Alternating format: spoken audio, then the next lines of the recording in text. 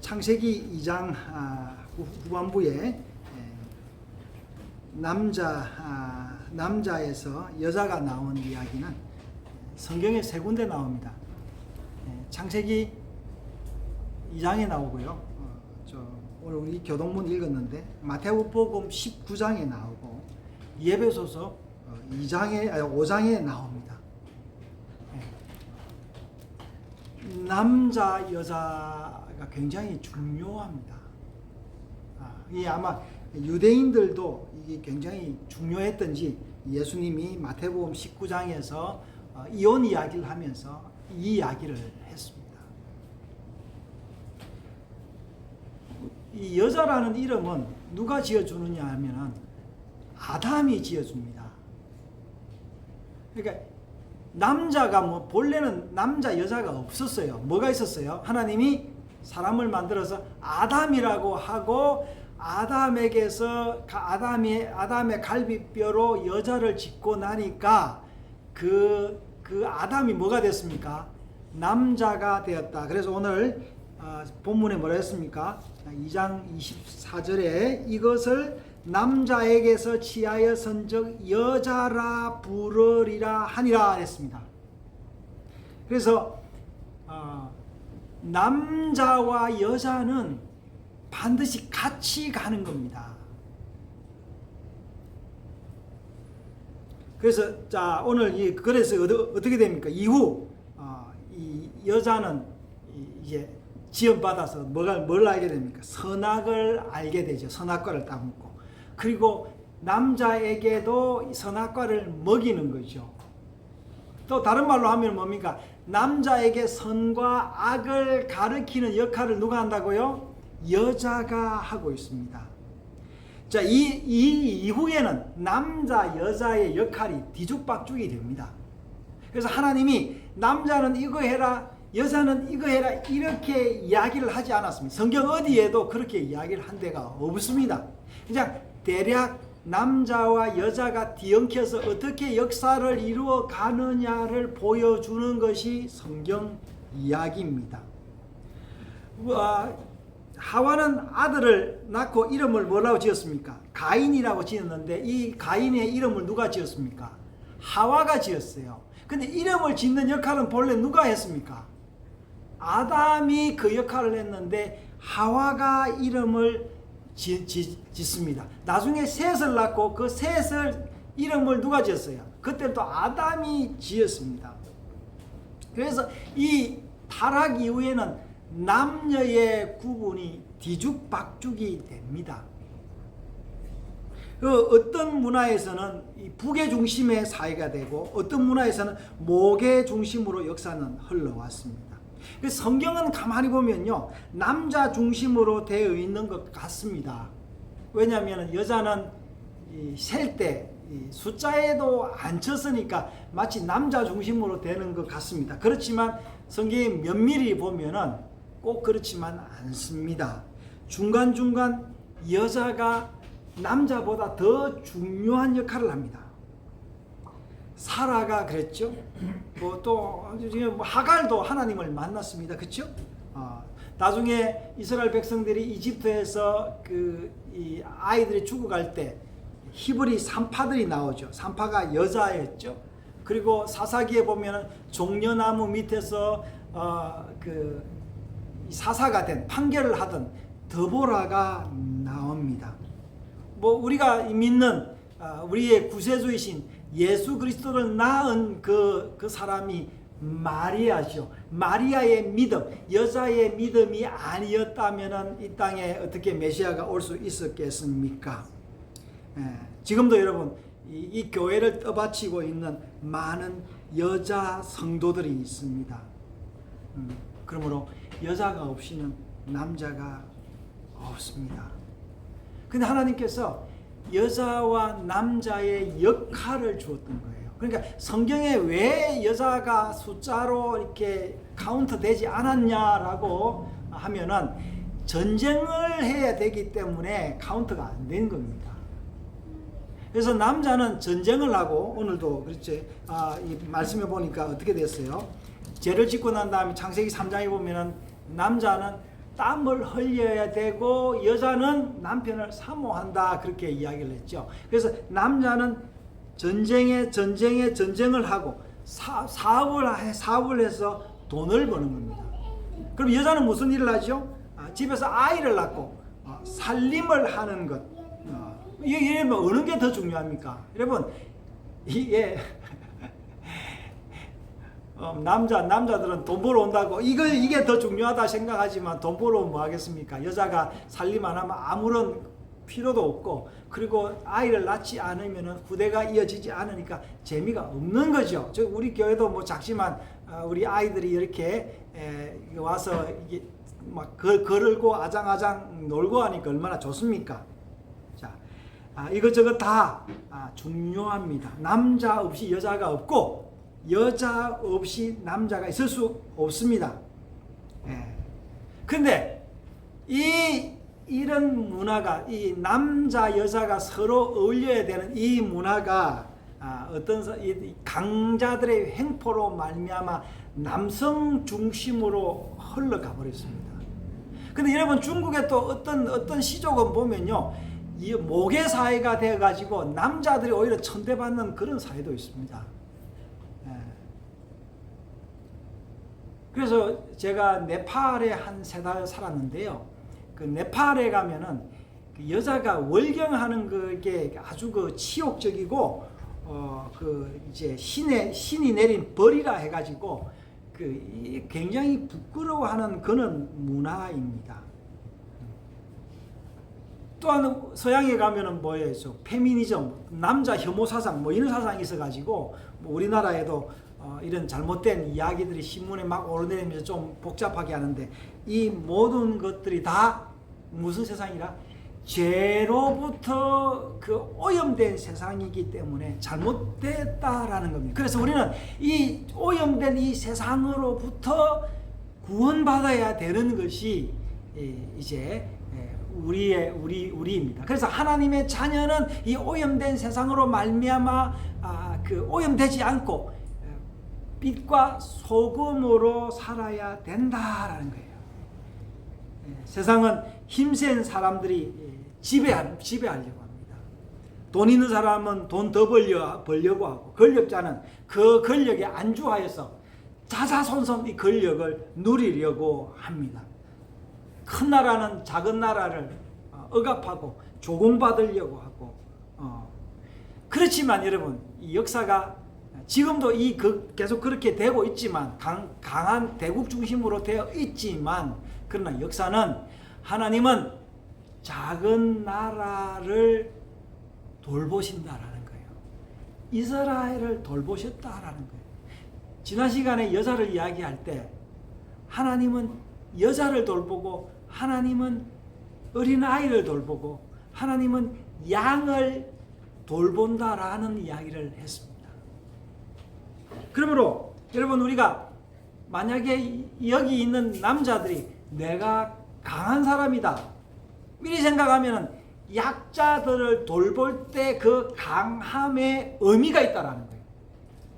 만약 내가 부자다 그러면은 부자로서의 그 아주 프라이드하게 사는 것이 아니라 보란듯이 사는 것이 아니라 약자를 도와주는 그 사람이 부자로서의 정확한 존재의 의의를 가지고 있다라는 겁니다.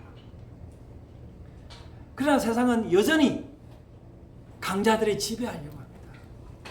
여러분 우리가 스페인은요 이런 법이 있답니다. 제가 찾아보니까 2005년에 그 남자와 여자가 집안일을 50대 50으로 하는 그런 법이 발효가 되었답니다. 근데 스페인이 굉장히 남성 중심의 사회였는데 그 이전까지만 해도 아버지나 남편의 동의가 없으면 여자가 법적인 권리를 행사할 수 없었다고 합니다. 또 한때는 은행 계좌 개설이나 계약서의 서명이나 심지어 외국 여행도 여자가 혼자 할 수 없었던 그런 시절이 스페인에 있었답니다. 그래서 2005년에 그런 법이 제정되었다고 합니다. 여러분, 법은 왜 제정되느냐 하면은 약자들을 보살피기 위하여 법이 제정되었습니다. 여러분, 법이 계속 만들어지는 것은 좋은 현상이 아닙니다. 오늘 마태복음 19장을 우리가 교독을 했는데요. 19장 한번 펴보십시오.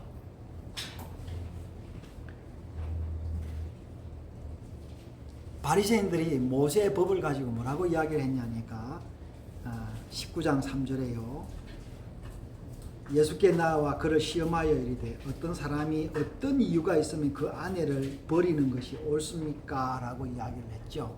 그럴 때 예수님이 뭐라고 이야기했냐면은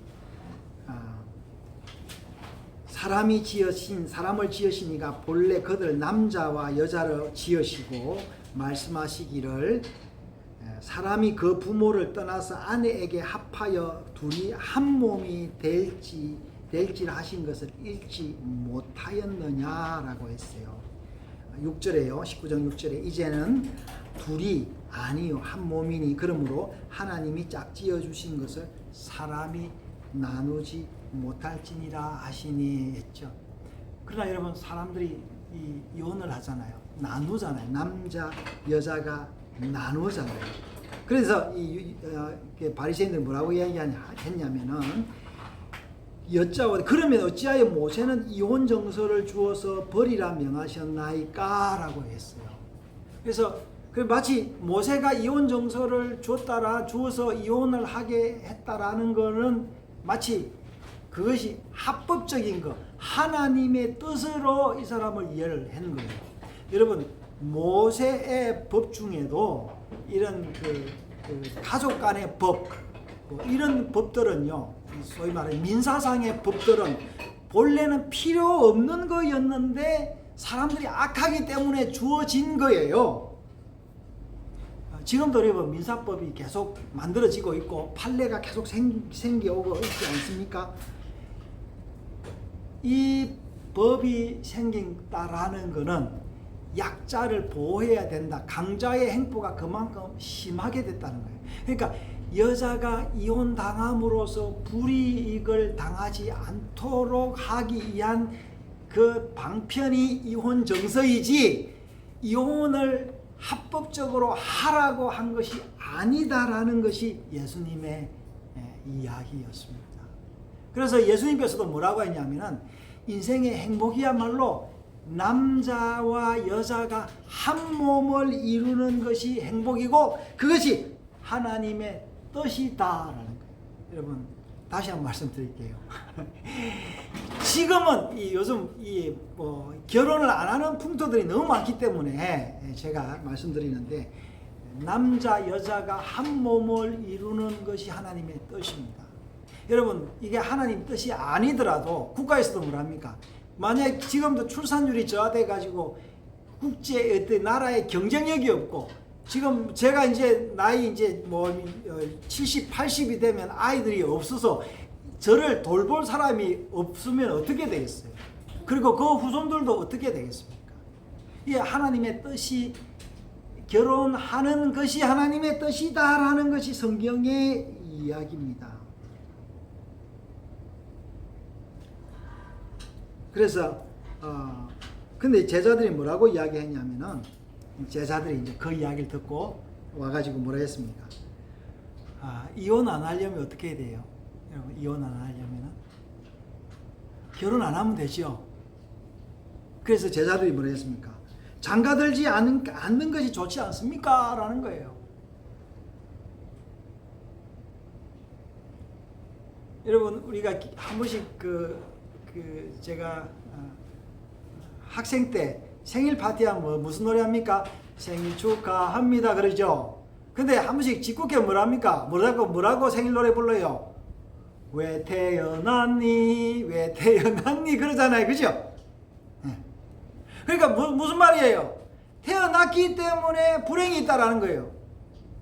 그 제자들이 생각이 뭐냐면은 결혼을 하면은 이혼의 가능성이 있기 때문에 아예 결혼 자체를 안 하는 것이 좋지 않냐? 얼른 들어봐서는 맞는 말 같죠? 그래서 예수님이 뭐라 했습니까? 19장 마태복음 19장 11절에 예수께서 이르시되 사람마다 이 말을 받지 못하고 오직 타고난 자라야 할지니라 라고 이야기하면서 어머니의 태로부터 고자된 이도 있고 사람이 만든 고자도 있고 천국을 위하여 스스로 고자된 이도 있도다 하면서 맨 뒤에 이 말이 중요합니다. 이 말을 받을 만한 자는 받을지어다 그랬습니다. 여러분 여기서 말하는 고자라는 거는요 내시를 이야기를 하는데 성경에 이렇게 이건 신약의 말씀인데 히브리어를 찾아보면 사리스라는 이 말인데 이 고자라는 말이 딱 그 두 가지 의미입니다. 실제적으로 신체적으로 고자를 의미하기도 하고 또 하나는 오피컬 임금을 임금을 보좌하는 관리를 이야기합니다. 그러니까 사도행전에 유명한 그 내시가 나오죠. 누구지요? 이디오피아의 국고성을 맡은 소위 말해서 이디오피아 재무장관이 이스라엘 예루살렘을 방문해서 복음을 받은 이야기를 하고 있습니다. 즉 말해서 예수님이 여기서 말하는 고자의 의미는 굉장히 많은 의미를 말을 했는데 어머니의 태로부터 고자된 이도 있다 그랬는데 태어나면서부터 불구된 자 이렇게 이야기를 했겠어요? 그리고 사람이 만든 고자 이랬는데 사람이 만든 고자는 왜 사람이 만든 고자가 됩니까? 누구를 섬기려고? 내가 남자의 역할을 하지 않고 누구를요? 임금을 섬기려고 남자의 성기를 절단해버린 거죠. 그리고 또 뭐 했어요? 천국을 위하여 스스로 고자된 자도 있다 이렇게 이야기를 했는데 천국을 위하여 스스로 고자된 자는 어떤 자를 이야기합니까? 결혼 안 하고 평생을 바울처럼 선교하는 사람을 이야기를 할까요? 그럴 수도 있지요. 네. 여러분, 여기 조금 있다가 제가 마무리하고요. 이처럼 남자 여자는 많은 문제를 만들어냅니다. 여자만 있으면 별 문제가 없어요. 남자만 있어도 별 문제가 없습니다. 그죠? 근데 남자 여자가 만나면은 재미도 있지만 문제도 많습니다. 자, 예배소서 5장으로 한번 가보겠습니다. 예배소서 5장에도 가정생활을 이야기하면서 예배소 5장이에요. 아내들이 자기 남편에게 복종하기를 죽게 하듯 하라 이렇게 이야기를 했는데요. 여기 22장에 아내들이 주님께 복종하기를 남편에게 복종해라 라는 이야기는 여기서 말하는 남편은 어떤 남편을 이야기하냐면 육신의 남편을 넘은, 그러니까 소위 말해서 남편의 역할을 제대로 하는 남자를 이야기를 합니다. 더 나아가서는 이 교회인 신부가 그 주인이신 이 하나님, 예수님 그분에게 온전히 순종하는 거예요. 그래서 31절에는 우리가 여기서 또 이야기합니다. 사람이 부모를 떠나 그 아내와 합하여 그 둘이 한 육체가 될지니 하면서 이 비밀이 크도다 나는 그리스도와 교회에 대하여 말하노라 그렇게 이야기를 했습니다. 그 정말해서 뭐냐면은 교회는 여자고 교회는 남자고 주님이고 교회는 여자고 처녀고 지난주에 이야기했던 처녀고 남편은 누구라고? 주님이다라는 거예요.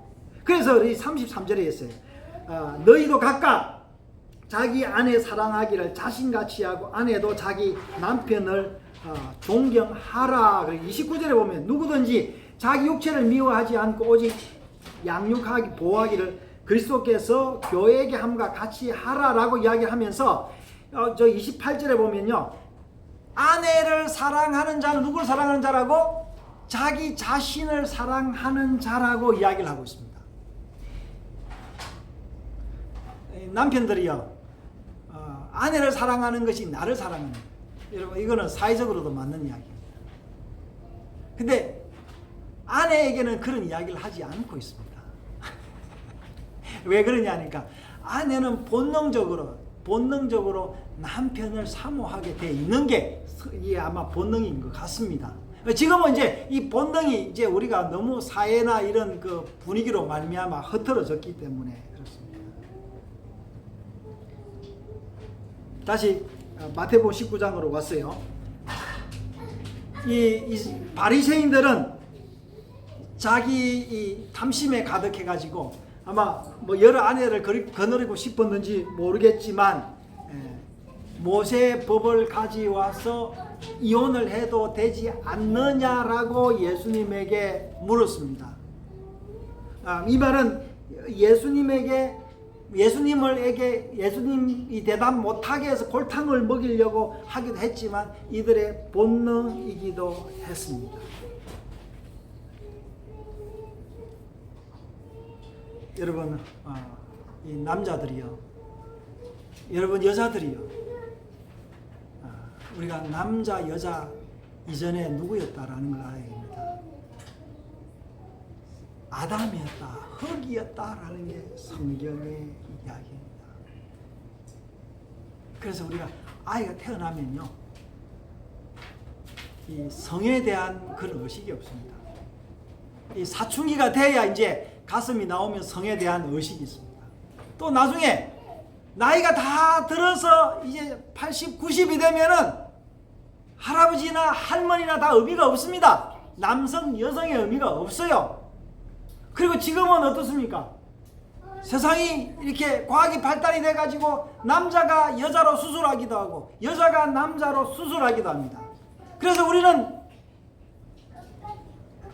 남자 여자가 마치 뭐 운명으로 지어진 것처럼 이렇게 그렇게 생각이 되지만 지금은 이런 운명조차도 바꿀 수 있는 능력이 사람에게 있습니다. 제가 여러분에게 말씀드린 것은 남자와 여자를 우리가 선택할 수 있다라는 이야기보다는 우리가 누구인가라는 거예요. 하나님이 아담을 만들어서 아담의 갈비뼈로 여자를 만들었다. 그 여자를 여자로 칭한 사람이 아담이었다라는 거예요.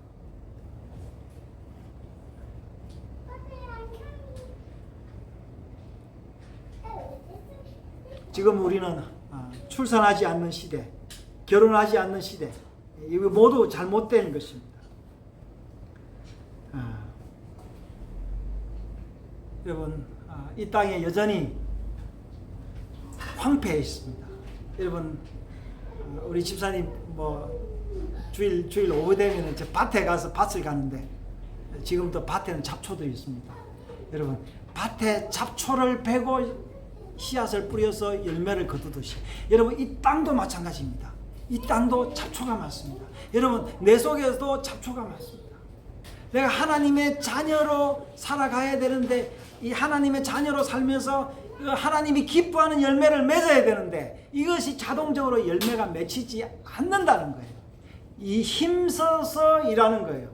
저도 설교 한 편을 하기 위해서 일주일 내내 갈고 닦는 것처럼 우리의 삶도 그렇다라는 겁니다. 그러므로 여러분, 이 땅이 황폐하고 이 땅이 여러 문화로 혼합되어 있지만 우리는 하나님의 뜻을 알고 그 남자 여자가 한 몸을 이루어 생육하고 번성하는 이 일이 우리의 주어진 사명이며 이것이 행복이다라는 걸 알아야 되는 것입니다. 그렇지만 여전히 우리는 남자 여자로 살아가고 있습니다. 자, 남자들이요, 당신이 힘있고 지혜롭습니까? 다시 말씀드리지만 그것으로 그 약자들을 돕고 이웃을 사랑하고 가슴을 돌보시기 바랍니다. 여러분, 여자들이요, 연약하십니까? 요즘 또 연약하지 않는 여자들도 있죠. 그러나 여러분, 우리는 남자나 여자나 모두 다 누구라고요? 그리스도의 신부다라는 걸 알고 내가 가진 그 힘과 내가 가진 그 커리어와 내가 가진 그 외모가 나를 구원할 수 없다라는 거예요. 그 자체가 나를 행복할 수 없다라는 겁니다. 그래서 우리는 그리스도의 신부로서 그리스도를 기쁘게 할 때 참 행복이 있는 거예요. 자, 남편은 아내를 사랑할 때 행복이 있는 거예요. 아내는 남편에게 순종할 때에 행복이 있는 거예요.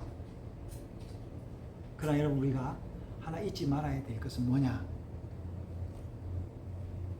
우리 모두는 아담이라는 거예요. 흙으로 지음받았다라는 거예요. 여러분, 우리 할머니 할아버지는, 제 할머니 할아버지는 돌아가셨지만 저희 어머니도 이제 연세가 많으시지만 이분들이 돌아갈 때 남자 여자로 죽는 것이 아닙니다. 누구로 죽습니까? 누구의 어머니, 누구의 아버지로 죽습니다. 또 비문에는 어떻게 나옵니까? 성도 누구누구 이렇게 비문에 새겨지죠. 여러분, 우리는 남자 여자로 살지만 남자 여자로 죽는 것이 아닙니다. 남자 여자라는 것은 단지 이 땅에 있을 때 잠시 우리가 머무는 하나의 정체성에 불과하다라는 거예요. 그러므로 남자로 사는 것, 여자로 사는 것, 인간으로 사는 것이 무엇인지를 하나님의 말씀을 기억하면서 사는 여러분 되시기를 바랍니다. 네, 자, 찬송하겠습니다. 요 좀 꺼주시고요.